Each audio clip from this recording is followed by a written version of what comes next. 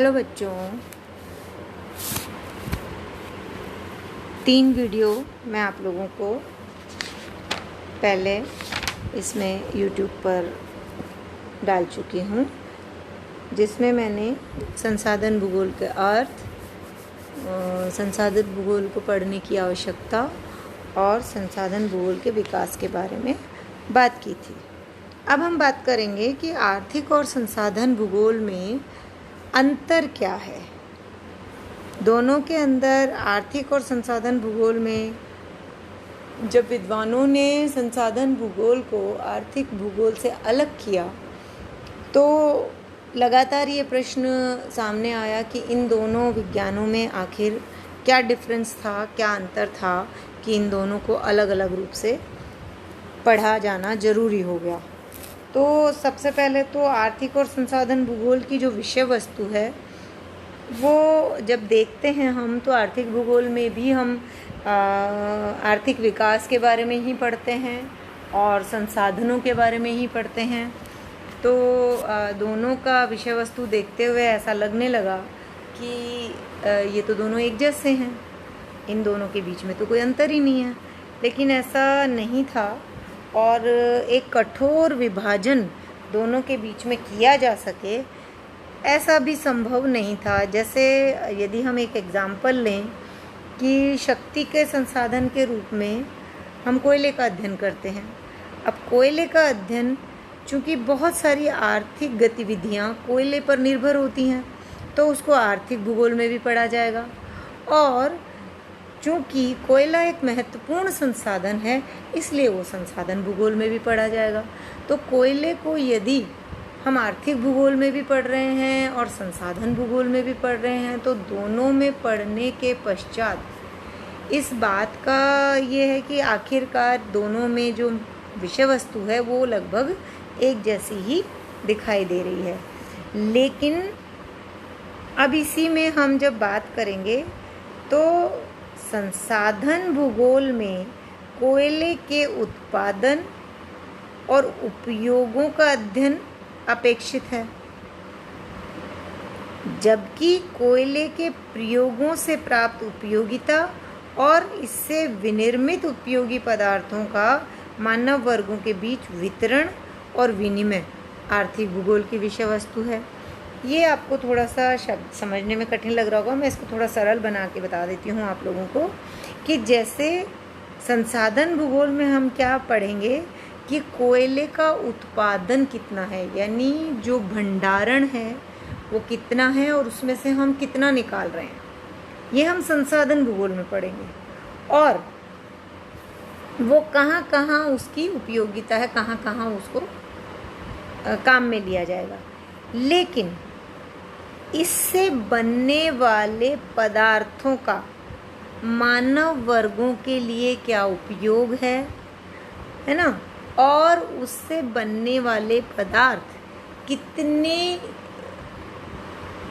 कीमत में मानव वर्ग के पास पहुंचाए जा रहे हैं या उससे कितना आर्थिक लाभ हो रहा है, इसको हम पढ़ेंगे आर्थिक भूगोल के अंतर्गत। यानी दोनों को आप देखिए कि वितरण, मात्रा, क्वांटिटी हम पढ़ेंगे संसाधन में और क्वालिटी हम पढ़ेंगे आर्थिक में, क्योंकि उसका उपयोग करके जो विनिर्मित वस्तुएं हैं वो पढ़ी जाएंगी आर्थिक भूगोल में, क्योंकि उनसे हमको विनिमय प्राप्त होगा। जबकि हमारे कितनी मात्रा में कोयला दबा हुआ है और उस कोयले का कितना भंडारण हमारे पास है और हम कितना विदोहन कर रहे हैं, इसको हम संसाधन भूगोल के अंतर्गत पढ़ेंगे। तो तात्पर्य ये है कि दोनों की विषय वस्तु एक जैसी होते हुए भी एक संसाधन भूगोल जैसी शाखा में पढ़ा जाता है संसाधन की मात्रा, विदोहन और उपयोगिता। आर्थिक भूगोल में पढ़ा जाता है बनने वाली वस्तुएं, उनका आयात निर्यात, उन पर आधारित अन्य उद्योग धंधे और मानव के लिए उसका उपयोग। तो ये दोनों शाखाओं को एक ही वस्तु पढ़ने के उपरांत भी हम अलग अलग ढंग से पढ़ते हैं, उसके कारण इन दोनों को अलग अलग माना जाता है। तो संसाधन भूगोल आर्थिक भूगोल का वह पक्ष है जो स्पष्ट रूप से आपके वस्तु की मात्रा और उपयोग को निर्धारित करता है।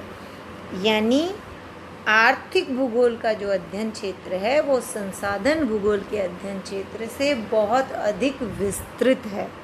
यानी फिर वही कहेंगे कि आर्थिक भूगोल की एक ब्रांच के रूप में संसाधन भूगोल को माना गया था, और अब भी विद्वान इसको अलग शाखा के रूप में विकसित करने के पश्चात भी कहीं ना कहीं आर्थिक भूगोल के एक छोटी शाखा के रूप में इसको मानते हैं। जैसे आर्थिक भूगोल में सभी प्रकार के संसाधन, उनका उपयोग, कृषि, उद्योग, यातायात, वाणिज्य और वाणिज्य के अतिरिक्त उनके जो विविध सेवा कार्य हैं उस सारों का अध्ययन किया जाता है। जबकि इनका अध्ययन करने के साथ साथ इनमें प्रत्येक की विषय वस्तु जो होती है वो अलग अलग होती है, और इनको प्रभावित करने वाले तत्व और कारक आपस में अंतर संबंध जो होते हैं वो भी भिन्न होते हैं। तो आर्थिक और संसाधन भूगोल में प्रधान अंतर यह है कि आर्थिक भूगोल में उत्पादन, विनिमय और उपभोग से संबंधित क्रियाओं का अध्ययन होता है, जबकि संसाधन भूगोल में केवल उत्पादन से संबंधित मानवीय क्रियाओं का अध्ययन किया जाता है। जैसे आप उत्पादन के अंतर्गत प्राथमिक उद्योग जैसे वनों से संग्रहण, लकड़ी काटना, आखेट, मछली पालन, पशुचारण। द्वितीय उद्योग खनन, वस्तु निर्माण इत्यादि, ये सारे संसाधन भूगोल की विषय वस्तु है। और तृतीयक और चतुर्थक व्यवसाय जो हैं वो आपके आर्थिक भूगोल की विषय वस्तु में आते हैं। यानी आपके व्यवसाय के 4 भाग जो हैं, प्राथमिक,